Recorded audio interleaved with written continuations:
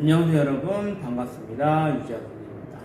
오늘 우리는 이제 이성구의 시험을 마지막으로 점검하는 시간을 갖도록 할 건데요. 이미 학교 수업 시간에 여러분들에게 형성평가 문제를 나눠줬을 겁니다. 그 문제풀이의 첫 시간입니다. 화면 보면 알겠지만 다양한 해석과 비평, 고음이라는 시에 문제풀이를 오늘 하겠고요. 문제풀이 앞서 여러분 사실 이 문제를 먼저 풀고 왔어야 이 수업이 원활하게 이루어질 수 있습니다. 지금 영상을 먼저 시청한 학생들은 영상 잠깐 끊고요. 문제가 12문제인데요. 생각보다 시간이 오래 걸리지 않습니다. 먼저 문제를 풀고요. 그리고 이 문제풀이 강의를 들어주시기 바랍니다. 그럼 본격적으로 형성평가 문제를 같이 풀어보도록 하겠습니다. 전체 12개의 문제인데요. 앞에 9문제 정도는 객관식 문제고요. 나머지 서술형 단답형 문제가 있는데요. 실제 시험에는 서술형의 문제는 나오지 않습니다. 객관식 문제가 나오긴 하지만 왜 굳이 이렇게 형성평가 문제에 서술형을 넣냐? 그거는 여러분들이 이게 풀고 있는 이 문제보다 시험 문제가 훨씬 어려울 수 있어요. 그래서 미리 마음의 준비를 하는 차원에서 좀 더 다양한 문제를 실어봤고요. 문제를 설명하면서 본격적으로 여러분들이 그동안 배운 내용이 무엇인지를 같이 정리해 나갈 겁니다. 1번 문제입니다.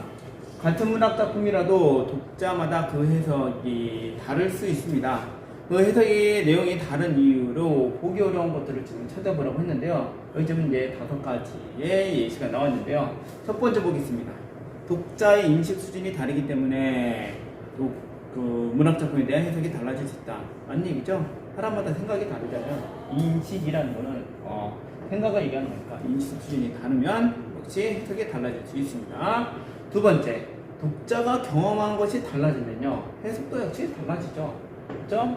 어떤 작품이든 그 작품에 관련된 경험이 많으면 많을수록 해석을 더 다양하게 할 수가 있겠죠. 당연한 얘기이고요. 세 번째, 독자의 관심사, 가치관이 다르기 때문에 해석이 달라질 수도 있죠. 삶의 비중이 사람마다 다르잖아요. 그 비중에 따라서 달라질 수 있다는 건 맞는 얘기고요. 네 번째 보겠습니다. 작품의 핵심 줄거리가 시대에 따라 달라진다는 얘기인데 이게 일단 말이 안 된다는 건 여러분들이 느낌을 받았을 것이고요. 줄거리가 시대에 따라 달라질 일은 없죠. 이거는 이제 오답을 만들기 위해서 일부러 만들어낸 문항 같고요. 마지막 보겠습니다. 작품을 해석할 때 초점을 두는 부분에 따라 달라질 수도 있죠. 어떨 때는 작품에 작가에 집중할 수도 있고요. 어떨 때는 작품의 배경을 볼 수도 있고, 어떨 때는 독자의 심리 상태에 따라 작품의 해석이 달라질 수 있다는 얘기입니다. 그렇죠? 자, 그러면 답이 몇 번이겠습니까? 1, 2, 3, 4, 5 중에 당연히 4번이 되겠죠. 1번 문제는 별로 어려운 문제는 아니었는데 문학작품을 해석하는 다양한 관점이 왜 생기냐 그 이유를 물어본 문제였습니다. 2번 가도록 하겠습니다. 2번 문제입니다. 문학작품을 주체적으로 해석하는 방법으로 가장 적절한 것을 물어봤습니다. 주체적으로 해석한다는 말이 좀 생소할 수도 있는데요. 다른 게 아니라 자기 나름대로 무언가 관점과 근거를 가지고 해석하는 방법을 작품을 볼 땐 반드시 하나씩 갖고 있어야 되겠죠. 그거에 대한 설명입니다. 가장 적절한 것을 물어봤는데요. 첫 번째 보겠습니다. 작품의 해석 내용을 뒷받침할 수 있는 타당한 근거를 제시해야 된다. 당연한 얘기겠죠. 자기가 어떤 주장을 하기 위해서는 그 주장에 맞는 근거가 있어야 되는데 그 근거가 타당해야 되죠. 이치에도 맞고요. 사례에도 맞아야 됩니다. 타당한 근거를 제시해야 된다. 당연히 맞는 말이니까 이게 정답이긴 할 것 같은데요. 나머지 한번 보도록 하겠습니다. 다른 독자들의 다양한 의견을 모두 수렴하여 작품을 해석해야 한다? 가능할까요? 모든 독자의 다양한 의견을 다 수렴하는 건 거의 불가능합니다. 맞지 않는 예시가 되겠고요. 한번 보겠습니다. 작가의 생각이나 사상은 작품 해석에 방해가 되므로 최대한 배제해야 된다? 아니죠. 작가의 생각이나 사상도 작품을 해석하는데 반영을 해야 되는 겁니다. 이거 우리를 표현론이라고 했는데요. 전에 했던 수업 문제를 찾아보세요. 4번 보겠습니다. 작품의 외부의 조건에 구애받지 않고 오직 작품 그 자체에만 중점을 두고 해석해야 된다. 이게 말 자체는 맞는 말입니다. 이게 뭐냐면 절대주의적 관점의 해석인데요. 작품만 보는 겁니다. 그 주변의 작가, 뭐 배경 이런 거 따지지 않는 겁니다. 그게 이제 4번 얘기인데요. 이거는 그래서 작품 자체만 살펴보는 건데 여기선 가장 적절한 걸 골랐죠. 여러분들 시험 문제 풀 때 이런 거 조심해야 돼요. 제일 중요한 거. 제일 올바른 걸 찾아야 됩니다. 그 다음 보겠습니다. 5번 보겠습니다. 작품의 시대적 특성을 고려하기보다는 현대의 사회적 특성을 적용하여 작품을 해석해야 한다라고 했는데 이것도 이 부분은 맞는 말이겠지만 이거보다 이거 하라는 거는 말이 안 되는 거죠. 이것도 잘못된 얘기가 되겠습니다. 어쨌든 2번, 3번, 5번은 딱 듣는 순간 설명이 맞지 않다라는 걸 알 수 있고 4번은 부분적인 해석의 방법이고요. 주체적으로 해석하는 가장 큰 방법은 이거죠. 근거를 확실히 갖고 작품을 해석하는 게 가장 중요하다고 볼 수 있겠습니다. 다음 문제 가겠습니다. 3번입니다. 이 시에 대한 설명으로 적절하지 않은 것을 고려하고 있는데요. 이 시의 작성한 것을 살펴보도록 하겠습니다. 여러분들 했던 이성글씨 봄이었죠? 이 봄시에 여러분들 지금 문제집 보면요. 작품 쭉 나와 있고요. 시 전체의 전문이 나와 있고 이 시 전체에 대한 질문을 하고 있습니다. 시에 대한 설명을 적절하지 않은 거 한번 보도록 하겠습니다. 1번 유사한 구절을 반복하고 있다라고 했습니다. 유사한 구절 나오죠? 던지게 나왔지만 온다 이런 말들이 반복되고 있으니까 이거는 맞는 말이죠. 2번 보겠습니다. 단정적인 어조를 사용하고 있다. 온다. 어떻습니까? 확실하죠? 단정적인 어조를 사용하고 있고 맞았고요. 세 번째 보겠습니다. 시적 대상을 의인화하여 표현하고 있다라고 했는데요. 의인화된 표현이 하나 있었죠. 봄이었습니다. 봄을 지금 뭐라고 표현했나요? 라고 표현했습니다. 이건 의인이 되겠습니다. 이건 맞는 얘기고요. 참고적으로 이 의인은요 비유의 하나이고요. 여러분들이 이제 봄이라는 소재를 놓고 상징적인 의미도 있다라고 이제 뒤에 설명할 건데요. 그것도 가능한 얘기입니다. 하지만 이제 의인의 그 상징은 아닙니다. 그걸 좀 구분하시고요. 의인이라는 표현법은 비유의 하나이고요. 어떤 대상을 다른 대상에 빗대어서 표현했던 겁니다. 상징은 이것에 비해서 어떻습니까? 관습적이고 이미 알고 있는 익숙한 것으로 다른 새로운 의미가 아니라 기존에 있던 의미를 그대로 반복하는 게 상징입니다. 네 번째 보겠습니다. 시적 대상을 예찬하는 태도를 보이고 있다. 그렇죠? 시 뒷부분 보면은 너하고 먼 데서 이거 돌아온 사람아 라고 얘기하는 거 보니까 이건 맞는 얘기고요. 마지막 보겠습니다. 말하는 이의 심리를 단어적으로 표현하고 있다는데 뭐가 틀렸나요? 여기 틀렸네요. 단어가 아니고 굳이 얘기한다면 2번이 단정적으로 표현하고 있다 이렇게 하거나 아니면 맨 뒷부분에 있는 예찬적인 표현이 있다 이 정도 해야 설명이 맞는 것 같습니다. 3번 문제 이제 해설은 여기서 끝내고요. 4번 가도록 하겠습니다. 4번입니다. 이 시에서 보기에 해당하는 설명을 보기에 해당하는 설명 찾아보고요. 그에 알맞는 시어를 찾아 쓰라고 이제 보기 볼까요? 말하는 이의 손목을 봄에게 전달하는 매개체 당연히 뭐였습니까? 말하니 이 화자의 손목을 전달합니다. 그것을 전달하는 이어준 역할하는 거 당연히 바람이었죠. 시에 몇 행이 나오나요? 하나, 둘, 셋, 넷, 다섯. 7행 보면은 다급한 사연을 들고 달려간 바람이 할 때 그 바람이 이 문제의 정답이 되겠죠. 정답 바람입니다. 5번 가겠습니다. 5번 가기 전에요. 선생님 주 시어의 의미를 한 번 더 생각을 해봤는데요. 이렇게 정리를 했습니다. 이거 여러분들이 이미 수업 시간에 한 번 다 했던 거고요. 전에 있던 온라인 수업에서도 이 내용을 같이 정리했을 때 다시 한번 살펴볼게요. 봄은 말하는 이가 간절히 기다리는 대상이었고요. 뻘밭 구석, 썩은 웅덩이며 봄이 오는 것을 가로막는 장애물이었습니다. 실현과 역경을 의미하기도 하고요. 같은 의미입니다. 다급한 사연은 봄이 어서 오길 바라는 말하니 간절함이 드러난 부분이고요. 바람, 문제는 문제 풀었죠? 말하는 이의 간절한 소망을 전달하는 매개체가 되겠습니다. 5번 가겠습니다. 기억에 밑줄 쳐져 있는데요. 기억 볼까요? 제목 보입니다. 기억에 대한 설명으로 적절하지 않은 것을 물어봤는데요. 이 문제도 사실 수업 시간에 다뤘기 때문에 잠깐 화면 좀 넘길게요. 봄의 상징적인 의미를 생각한다면 충분히 풀 수 있는 건데요. 봄은 일반적으로 희망, 기다림, 혹은 뭐 당연히 와야 될 계절, 이런 것을 의미를 하고 있습니다. 그래서 종합을 해보면 반드시 도래할 희망이라고 파악할 수 있고, 그 의미를 이렇게 설명을 할 수 있었을 겁니다. 상징적 의미입니다. 봄이 가지고 있는 관습적인 의미를 따지고 있는 겁니다. 이제 문제로 넘어가서요. 기억에 대한 설명 적절하지 않은 거 찾았죠? 조금 전에 다 했네요. 1번, 도래할 희망을 의미한다. 반드시 온다. 라는 의미 맞았고요. 2번, 말하는 이의 간절한 기다림의 대상이다. 라고 할 수가 있겠네요. 맞는 얘기고요. 3번 가겠습니다. 생명의 소생이라는 일반적인 희망적인 의미를 지니고 있죠. 상징적 의미를 설명했고요. 겨울이 끝나면 자연스럽게는 당위성을 갖는 거 맞는 얘기겠죠. 마지막 보겠습니다. 더디게움으로서 말하는 이에게 좌절감을 유발한다? 이건 해당하지 않는 말이죠. 그래서 정답은 몇 번이 되겠습니까? 5번이 되겠습니다. 6번 가겠습니다. 이제 시에 중간중간에 밑줄이 쳐졌는데 각각의 의미에 대해서 살펴보도록 하겠습니다. 6번, A에서 E까지 밑줄이 쳐졌습니다. 이 부분에 대한 설명을 적절하지 않는지 물어봤습니다. 저는 지금 칠판에다가 각 부분을 다시 한번 언급을 했습니다. A는요, 기다리지 않아도 오고라는 부분이었고요. 이거에 대한 설명 볼까요?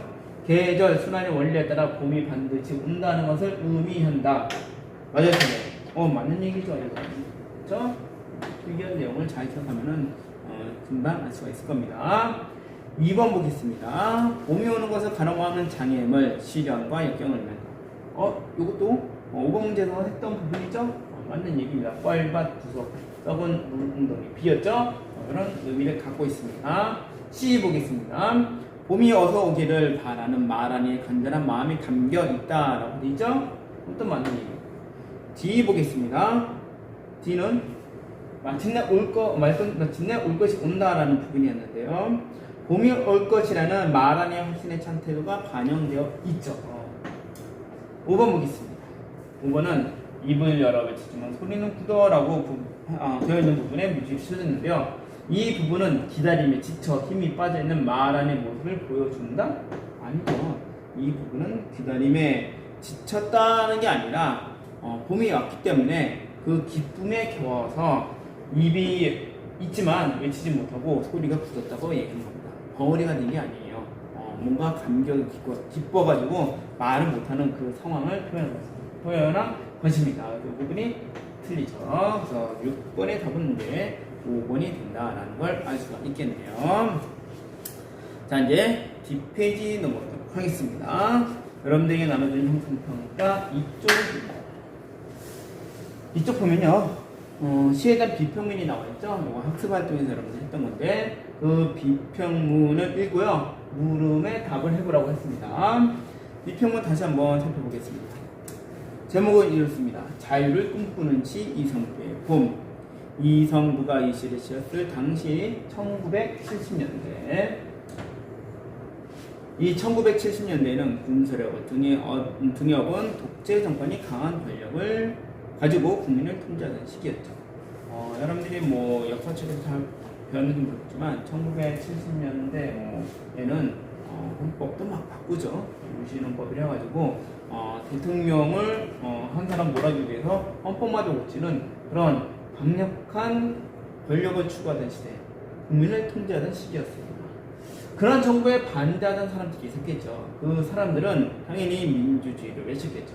그렇게 외치다가 감옥에 갇히게 했습니다. 이 장면 여러분들 잘 안 떠오르면은 요즘 뉴스를 좀 보세요. 홍콩이나 이런 외국의 사례를 보면은 왜 사람들이 그렇게 열심히 자유와 민주주의를 외치는데 감옥에 갇히게 되는가, 그것을 좀 살펴볼 수 있을 겁니다. 이러한 시대적 상황이 이 시에 반영되어 있다고 볼 때, 자, 여기서 보면 보니까 반영론이죠. 시대적 상황이 작품에 반영이 된 겁니다. 반영되어 있다고 볼 때 봄은 그 시대의 사람들이 간절히 원하던 무엇 혹은 무엇을 상징하는 것이라고 할 수가 있다는 겁니다. 또 한편 보면요, 겨울이 지나면 반드시 봄이 오듯이 이 시는 무엇 역시 언젠가 반드시 우리에게 올 것이라는 믿음을 노래한 거죠. 그죠? 앞에 달라고 보면은 그 70년대에 암울한 상황이, 엄혹한 상황이 나와 있잖아요. 그 상황을 바탕으로 시를 생각해 보니까 이 봄이라는 제목은 단순히 봄이 아니라 시대적 상황에 맞는 봄을 해석할 수 있다는 얘기입니다. 제가 거기에 들어갈 A와 B에 들어갈 말을 찾아보도록 하겠습니다. 7번 문제 먼저 살펴보도록 하겠습니다. 이 비평문의 글쓴이가 사용한 문학적 해석 방법으로 가장 적절한 것은 좀 전에 선생님 언급했죠? 반응론적 관점, 시대 상황을 작품에 놓고 이 비평문을 쓴 것입니다. 그러면 쭉 5가지가 나와 있는데 답은 당연히 뭐겠습니까? 5번 되겠죠? 작품에 반영된 시대적 상황을 중심으로 작품을 해석하는 겁니다. 이게 핵심이죠. 반영, 시대적 상황을 중심으로 해석하는 건데요. 나머지도 한번 살펴보겠습니다. 뭐가 있냐면요. 첫 번째, 다른 사람의 작품 해석을 인용하는 방법. 이거는 뭐 인용할 수 있는데 특정한 해석의 방법이라고 할 수는 없습니다. 2번 보겠습니다. 작가와 작품의 관계를 중심으로 해석하는 방법. 이거를 우리는 표현론이라고 했고요. 뭐 책에는 나오진 않지만 그래도 책에 보면요, 학습활동 뒷부분에 한번 언급이 되어 있을 겁니다. 작가와 작품의 관계, 특히 작가가 이 작품을 어떻게 썼는지를 살펴보는 건데요. 이걸 만약에 이승구 씨 보면서 한다고 한다면 이런 걸 하는 거죠. 이승구가 어떻게 살았는지를 쭉 살펴보는 겁니다. 70년대. 그 다음 이 작품을 쓰는 순간 왜 썼는지 작가의 뭐 인터뷰, 뭐 작가의 말들을 찾아보는 겁니다. 그러고 나서 작품을 해석하는 거죠. 이게 이제 작가와 작품의 관계를 중심으로 해석하는 방법입니다. 요거하고 약간 주의를 해야 되는데요. 작가도 시대를 살았기 때문에 1970년대를 언급할 때 작가가 여기 살았다라고 말을 하셨지만 요건 어디까지나 시대적 상황을 중심으로, 이게 핵심입니다. 파악하는 방법이고요. 그래서 반영론이라고 했고요. 요거는 작가의 삶이 나와야 됩니다. 작가가 한 말이 나와야지만 이렇게 해석이 가능한 겁니다. 그럼 구분하세요. 다음 보겠습니다. 3번, 작품의 내용이나 형식을 중심으로 해석하는 방법이라고 했는데 이게 이제 아까 얘기했던 절대주의의 방법이라고 했죠. 전에 설명했지만 이 절대라는 거는 뭐 절대신 이런 것은 아니었고요. 사실 이겁니다. 작품이 제일 중요해 라고 얘기를 하는 겁니다. 그거를 작품이 절대적으로 중요해 라고 표현할 때 절대입니다. 이 외에 이런 일이 벌어지면 작품의 내용이나 형식을 먼저 해석하지 않고 반영론이나 표현론 갖고 자꾸 해석을 하다 보니까 작품이 갖고 있는 의미를 찾지 못하는 경우가 생겨요. 그래서 작품에 더 집중해보자 라는 의미의 해석 방법이 이 절대주의적 방법입니다. 네 번째 보겠습니다. 작품을 읽고 독자가 받은 영향을 중심에 해석하는 방법. 이거는 이제 효용론이라고 전에 설명을 했을 건데요. 독자가 이 작품을 읽고 어떠한 반응을 했는지 그거 갖고 해석하는 겁니다. 다양할 수 있죠. 독자의 반응. 이거 좀 참고드리고. 자, 이렇게 대강 정리할 수 있는데요. 여기서 사실 요 세 가지하고요. 표시 좀 할게요. 얘는 좀 구분이 됩니다. 이 세 가지는 작품의 외적인 요소를 갖고 작품을 살펴보는 문학적 해석 방법이고요. 이건 작품의 내적인 것만 갖고 작품을 해석하는 내재적 방법이라고 합니다. 자, 더 어려운 얘기는 고등학교 가면 다시 또 언급될 거니까 그때가서 정리해 보도록 하겠고요. 어쨌든 이 문제에서 이 비평문의 글쓴이가 사용한 문학적 해석의 방법은 이겁니다. 5번째, 작품에 반영된 시대적 상황을 중심으로 작품을 해석하고 있습니다. 8번 보겠습니다. 자, 8번은 아까 빈칸이 있었죠? 비평문에 A와 B에 들어갈 말이 바르게 연결된 것을 찾는 문제네요. 자, 그럼 A와 B에 들어갈 거 볼까요? 1번 한번 볼까요? 평화통일, 2번 민주주의 자유, 3번 독재정권 억압, 4번 사회주의 민주주의, 5번 국가독립 민주주의. 1970년대 시대의 상황에 뭐 이런 말들이 다 표현될 수 있는 건 맞지만 봄의 의미를 생각한다면 그 봄은 아직 오진 않았죠. 언젠가 왔으면 좋겠고요. 그것이 온다면 정말 기쁨에 겨워가지고 감격스러운 장면이 연출될 것 같은 그 단어 민주주의와 자유가 되겠습니다. 네, 9번 가겠습니다. 9번 문제 풀기 전에 우리 제재를 다시 한번 살펴보겠는데요. 여러분들 교과서에 아마 다 준비해놨을 것입니다. 관례, 성격, 운율, 소재까지 정리했고 주제 다시 한번 확인해 보세요. 다가올 새로운 시대에 대한 강한 신념과 소망이 드러나 있다 라고 되어 있죠.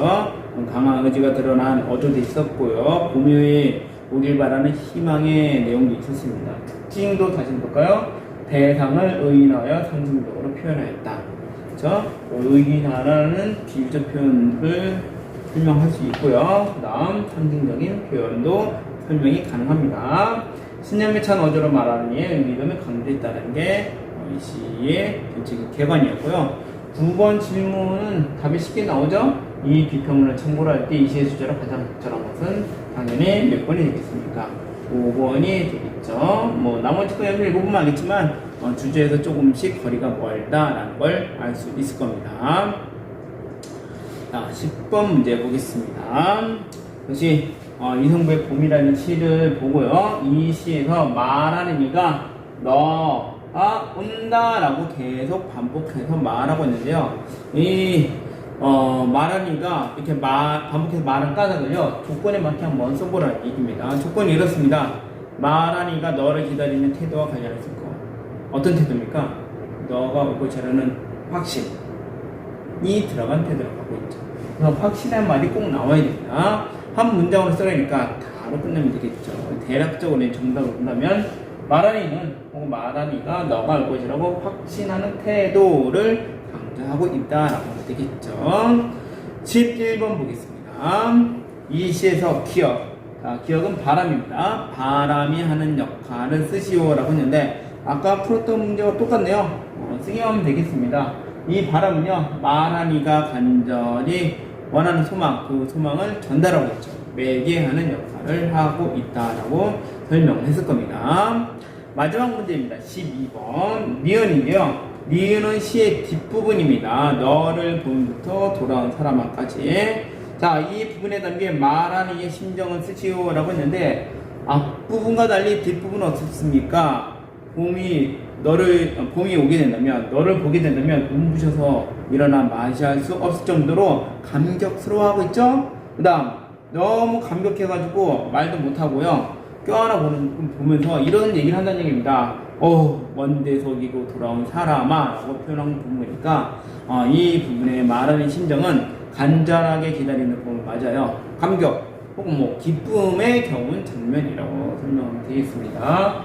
여기 감격 혹은 기쁨이라는 단어를 넣어서 답을 썼다면 정답이 되겠네요. 자, 이렇게 해서 일단 문제풀이를 다 했고요. 오늘은 이제 선생님이 문제풀이 수업을 하겠지만 앞으로 이제 다른 선생님들이 똑같은 수업의 방법을 해서 문제풀이를 할 겁니다. 수업 잘 들으시고요. 다시 한번 얘기하지만 여러분들이 이 문제를 푸는 거에 그치지 않고 이미 알고 있었던 작품의 내용과 작품에 관련된 설명들을 잘 정리하고요. 시험을 준비하는 것이 중요하다고 할 수 있겠습니다. 오늘 강의는 일단 여기서 마치겠고요. 다음에 다시 또 기회가 된다면 만나도록 하겠습니다. 그럼 모두 수고하셨습니다. 감사합니다.